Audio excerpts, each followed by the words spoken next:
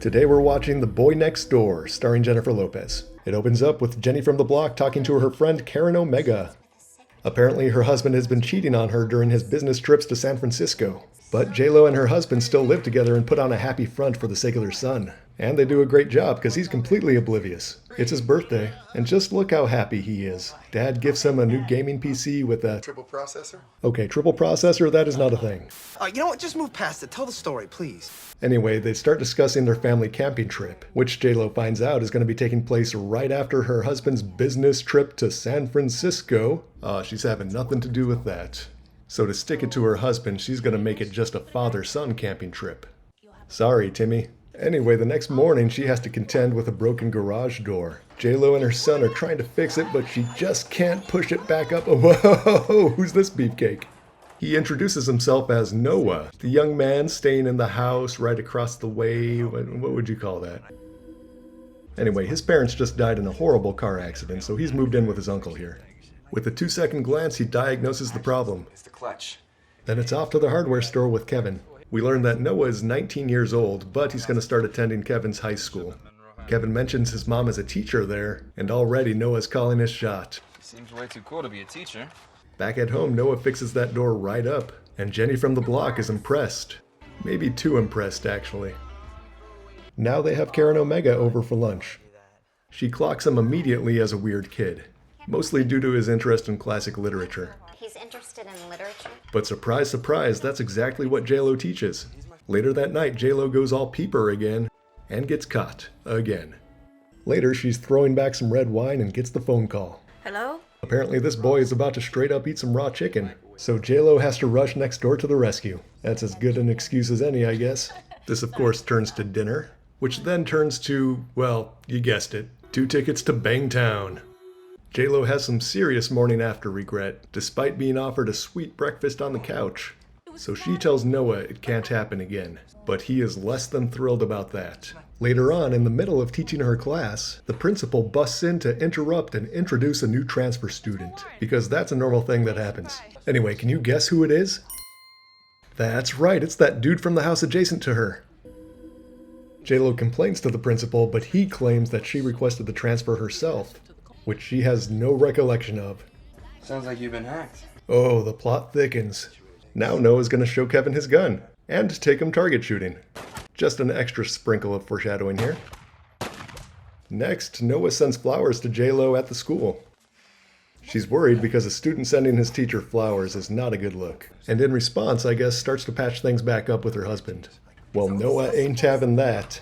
He even gets little Kevin to turn against his mother. See you at school. Later, after Noah beats up some of Kevin's bullies, Karen Omega starts going through his records. Turns out she's the vice principal or something. I'm a vice principal. It's my job. Yeah. Now later that night is the big school dance, and Kevin got the prettiest girl in the whole school to go with him. Nice work, Timmy. J-Lo is a chaperone, which apparently means awkwardly standing next to her son for most of the night. But also investigating leaks in the bathroom. Well, the leak was a trap, so Noah could try to impress her with his declaration of love. It does not work.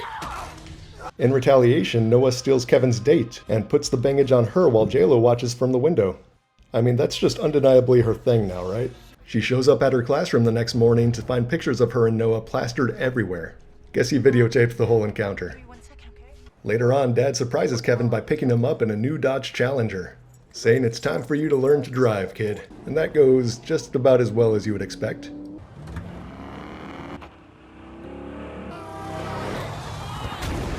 He tries to blame the brakes, but I'm going to go ahead and doubt that one. That night, Jenny from the block goes to confront Noah about the recording. His terms are simple. Leave your husband, quit your job, and run away together. Then he'll delete the video. She respectfully declines. And the next day comes clean to Vice Principal Karen Omega. The two of them hatch a plot to get the video themselves. No one is going to see that video. It's complicated, so bear with me.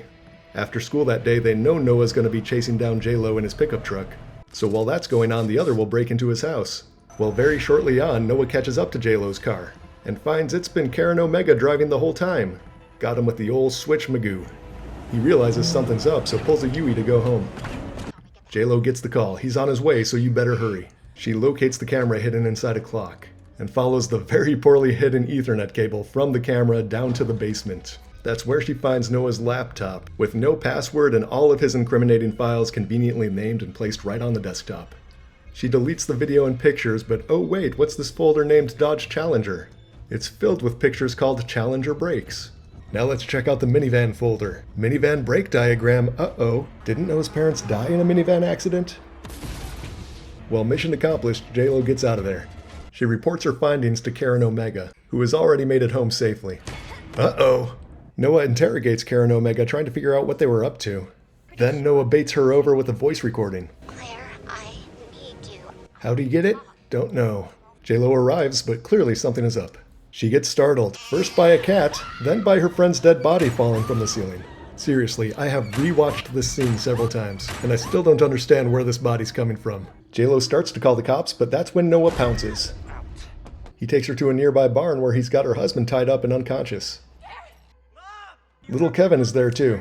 Noah explains that now he has to kill both J-Lo's husband and her son so they can start a new life together. But why he's decided to tie them up and smack them around a bit remains unclear. But fret not, because J-Lo is going to distract Noah and hit him with the crowbar. Then immediately turn her back on him, of course. Then Noah decides his best course of action is to burn this mother down. Dad escapes just in time, but immediately catches a bullet. J-Lo seizes the opportunity and sticks Noah with an EpiPen to the eye. That's brutal. Now little Kevin escapes and joins the fight with a broom handle. And finally, in a move straight out of Looney Tunes, J-Lo drops an anvil on him. I mean an engine actually, but you know what I mean. J-Lo and Kevin drag Dad out of there. The paramedics say everybody's gonna be fine, and we get our happily ever after. The moral of the story? Password protect your laptops, people. Alright, thanks for watching, we'll see you at the next one.